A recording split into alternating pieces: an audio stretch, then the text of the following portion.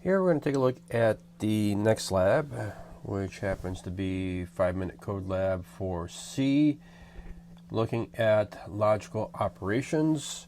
So kind of similar to before, I have my set of variables. So I have my set of variables, and also I included 2 string variables that we're going to do comparisons as well, and same kind of format that I'm going to be utilizing this for my printed headers for identifying what sections are being completed. So in part 1, we're going to look at creating logical operators and utilizing the AND operator. So if we take a look at the syntax and what we need to do here, so first one is going to create a print statement comparing the result of num1 is less than num2 and num2 less than num3. So again, we want to create something that's going to be the descriptive print statement. So our print statement would look something along like this. So do print, and we'll give some kind of description of testing result of num1 and num2, and also looking at, so these are basically, again, displaying what the values are, and this particular block of code is identifying what the values are going to be displayed. And then as we continue on moving with the code here, so we have a operand 1 over here and operand number 2, and we're comparing them with the AND. So basically, to make this true, both of these need to be true. So let's go ahead and run the code real quick and see what our result is. All right, let's run the code.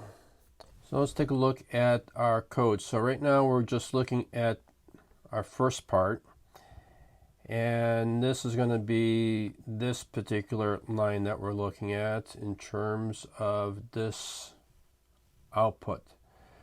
We're identifying that 1 is less than 17 and 17 is less than 10.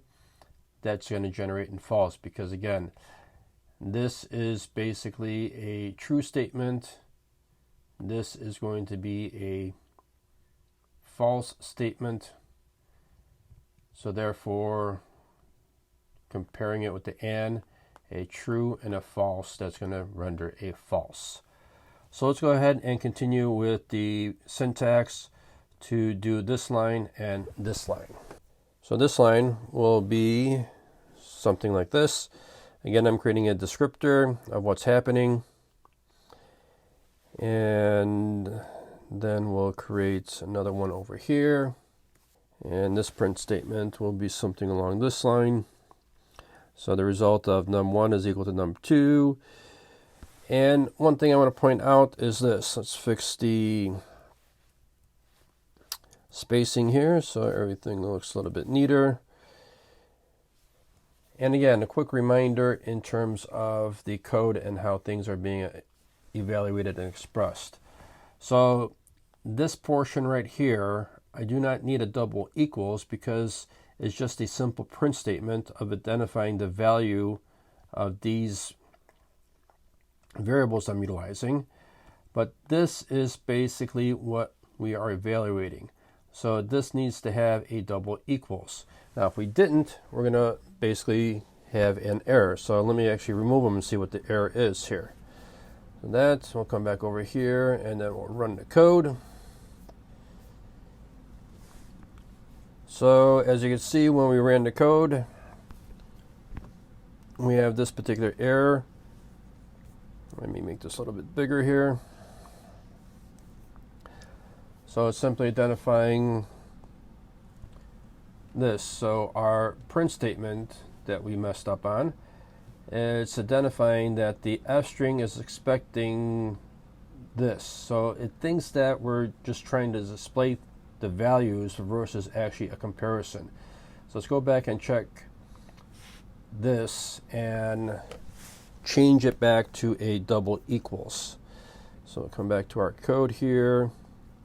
So this will be a double equals, and you can see how it changed colors. And now we'll come back over here, Let me clear the screen and run it again. And then we're able to see what the result is. So the testing a result of if 1 is equal to 17, which obviously is false, and is 17 equal to 10, which is equal to false. So the false and false is going to render a false. Here we have basically 1 is less than 17 and 17 is greater than 10, which both of these are true, so it's going to render a true value. So let's take a look at the coding that went behind it. So this line of code is pertaining to here, and then this line of code is pertaining to there. All right. So now let's go ahead and take a look at some additional code. So for part 2, we're going to look at the logical operator utilizing OR. So I have my other information pertaining to what the values are going to be. And then we're going to create 1, 2, 3 different print statements. First one is we're going to evaluate for the result of num1 is equal to num2 or num2 is equal to num3. The second one, we're looking at num1 is greater than num2 or num2 is less than num3. And last one here, we're looking at num1 being greater than num2 or num2 being greater than num3. Now remember, when we're utilizing OR, the condition is identifying that one of the options needs to be true in order for it to be true. So let's take a look at the print statement here, what we're going to write. So this print statement will look something like this. So print testing result of num1 is equal to or num2 is equal to num3. And this one, let me zoom out just for a bit here so we're able to see the complete syntax of what we're writing. And then for this one here, we're going to write this print statement. So we have print testing for result of num1 and num2 compared to num2 and num3. And here is going to be our test for the second one. This is our test for the first one. And remember here we have the double equal sign and the OR. And then the last one here, we're going to create another print statement. And this will look something along the lines like this. So, right, print testing for this.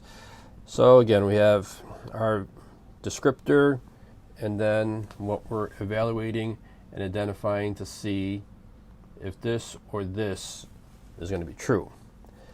So let's go back and let's see, let me clear the screen. And we'll run the code here and take a look to see what's going on with the output. So this is for part 2. So part 2, the logical operator OR. So these are our values. So again, this line over here is identifying this block of code here. And then we have our test results. So testing result is 1 equal to 17 or 17 equal to 10. That basically is generating a false and a false. So that's going to be false.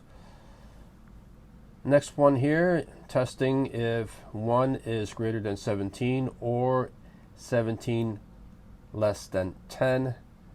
Obviously that's a false and that's a false, rendering a false. And then our last test here, 1 is greater than 17 or 17 is greater than 10. So this is obviously false, this is true.